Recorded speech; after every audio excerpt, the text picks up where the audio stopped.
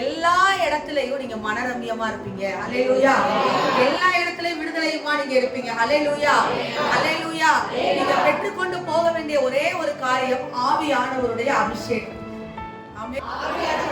ஆவியானவர் இந்த இடத்துக்கு என்ன போக சொன்னாரா? ஆவியானவர் இங்க உட்கார சொன்னாரா? ஆவியானவர் இத பேச சொன்னாரா? ஒவ்வொரு காரியத்தையும் கவனமாய் நான் செவி கொடுத்து கேட்டு நடக்கும் பொழுது இந்த வருஷத்துல நடக்கிற எல்லா உபத்திரவம், பஞ்சம், வேதனை, எல்லா காரியங்களிலிருந்து கர்த்தர் நம்மளை மனரம்யமாய் நடத்துவார். ஹல்லேலூயா. வருஷம் எப்படி வேணா இருந்துட்டு போதுங்க, ஆனா ஆவியானவர் நம்ம கூட இருந்தா எல்லாமே மனரம்யமா முடிச்சு கொடுப்பார். ஹல்லேலூயா. எத்தனை பேர் விசுவாசிக்கிறீங்க? ஹல்லேலூயா. நான் போகிறது நல்லது. யார் வர போறாரு?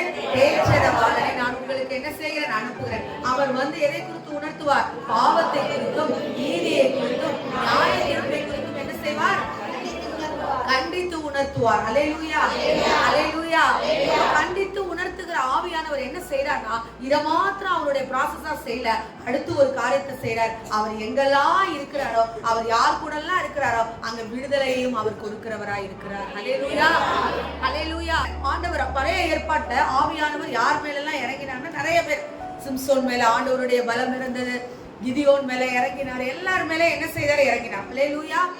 தாவீது யுத்த களத்திலே நின்றார். ஹல்லேலூயா. நானும் யுத்த களத்துல நிற்கிறேன். ஹல்லேலூயா. என்னால ஜெயிக்க முடியுமா? முடியும். ஏன்னா என் கூட யார் இருக்கிறா? பரிசுத்த ஆவியானவர். ஹல்லேலூயா. கர்த்தர். ஹல்லேலூயா. வார்த்தை. ஹல்லேலூயா. உலகத்துல எப்படிப்பட்ட ஜாம்பவான்கள் எனக்கு எதிராக கிரியை செய்தாலும் கூட, செய்வனை, மந்தனம், பில்லி சூனியம், ஏவல், எரிச்ச எல்லா காரியங்களும் வந்தாலும் கூட, கோலியாத் போன்ற அசைக்க முடியாத காரியங்களை வாழ்க்கையில வந்தாலும் கூட கர்த்தர் ஜெயத்தை எனக்கு கொடுக்கிறவராய் இருக்கிறார். ஹல்லேலூயா. எத்தனை பேர் விசுவாசிக்கிறீங்க? யாரு இந்த வருஷம் எப்படி இருக்க போகுதுன்னு யாராவது உங்களுக்கு கேட்டா சொல்லணும். இந்த வருஷம் எப்படி இருந்தா என்ன? உன் கூட ஆவியானவர் இருக்காரா? வெற்றிதான். வெற்றியா இல்லையா? ஹல்லேலூயா. ஆவியானவர் இல்லைன்னா விடுதலை இல்ல, ஆவியானவர் இல்லைன்னா ஜெயம் இல்ல, ஆவியானவர் இல்லைன்னா நன்மை நடக்காது, ஆவியானவர் இல்லைன்னா யுத்த களத்துல தோத்து போய் நம்ம வந்துடுவோம். ஆவியானவரை கூட இருக்கணும். ஹல்லேலூயா. ஹல்லேலூயா. ஹல்லேலூயா.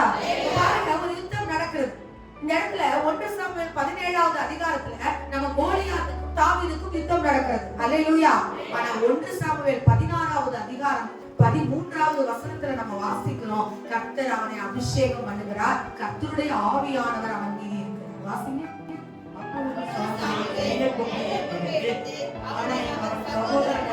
அபிஷேகம் பண்ணினார்.